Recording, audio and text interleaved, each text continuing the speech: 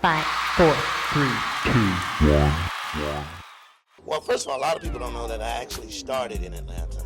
There was a club here probably about maybe 20, 25 years ago that was called the 8 Ball. And on the night it closed up, when they reopened it, it was a club called Mr. V's Figure 8. I mean, it was fabulous. It was like the premier club in Atlanta. And I ended up getting a job over there as the MC of the show that they had, that was the Gong Show. And it ran for like 5 years. And at that particular time, no comedy clubs existed in Atlanta. So when they opened this club called The Punchline.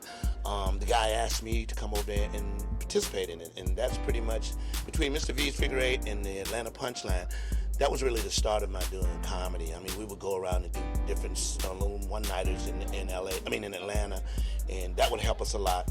But other than that, the comedy clubs did not exist. So when they opened the Punchline, it was a whole new venture.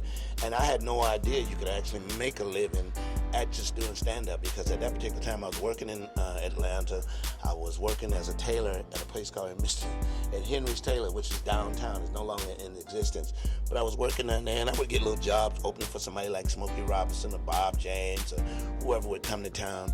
And and after that, the Punchline just kind of changed my whole life in terms of I would meet comics who were working, and that's all they were doing was comedy. So I never knew that you could make a living at this.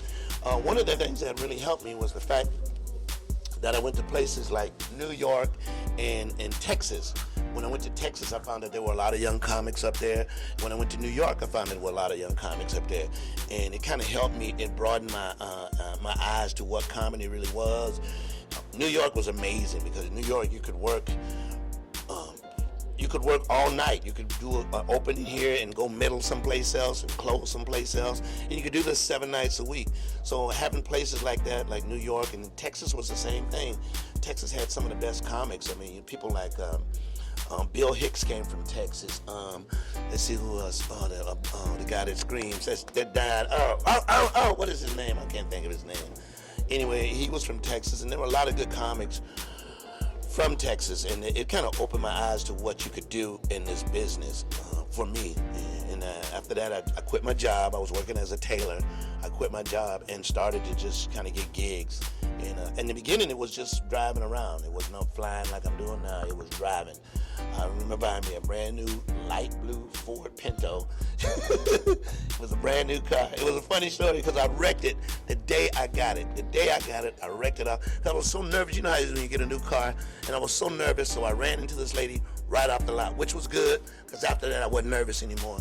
But it was weird, because I sit and think about how blessed I was in terms of doing comedy. I traveled all over this country in that car.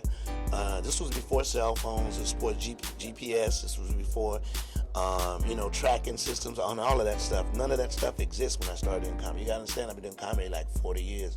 So none of that stuff exists. Not only that, there wasn't anything such as Def Jam comedy. Def Jam comedy didn't exist. So black comics would always play clubs that had white comics. We were either the opener or the middle. There were a few headliners. You had headliners like Shirley Hemphill, George Wallace, John Witherspoon, Jimmy J.J. Walker, and that was it. But what really changed the game for black comics was Def Jam. Def Jam, it totally changed my life, and it was just like something that I was supposed to do, and I was told not to do it. I had a manager at the time who told me that, well, don't go do that show. I'm like, you got to be Odd Show. They were paying $1,500. They were giving everybody $50 a day, and they were flying you up to do that show. So I went and I did Def Jam, and it totally changed my life. I mean, the joke I started with the Watch Out There Now, that changed my life, and I wasn't supposed to do that joke. I had another joke that I was going to do. But at that particular time, they had rehearsal. And in the rehearsal, you had to do your opening joke and your closing joke. So all the comics would see what they were doing. Well, I did my opening joke, and I said, I'm going to close with this. When I did it at the rehearsal, a comic who was booked on the show did the joke that I was going to do. I'm like, fuck. And, it's just one of those situations where you can't get mad. Because I always tell comics this, and I tell a lot of people, once you get mad, when you get mad, it takes you out of your realm. It takes you out of your thinking.